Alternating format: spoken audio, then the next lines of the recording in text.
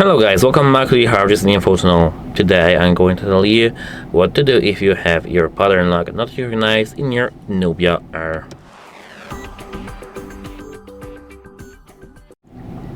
So, at first we need to do something like this. So we have to close our phone. And now, as I can see here, let's assume that I have forgotten my passcode, pattern lock, and blocked my phone.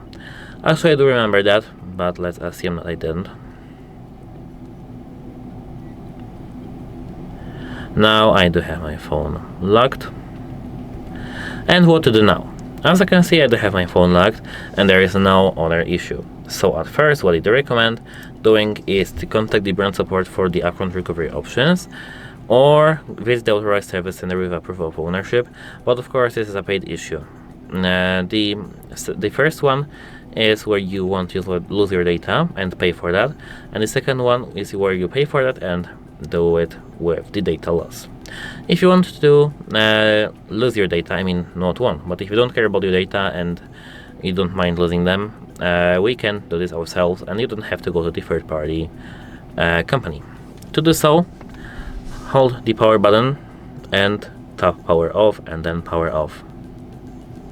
Now we'll go to the completely power off phone, and now we have to hold the power button and volume up button to go to the Android recovery menu.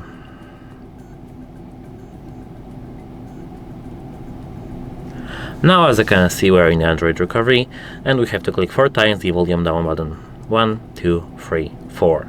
Wipe data / factory reset. Click the power button, click the volume down button, and click the power to the go to the factory data reset.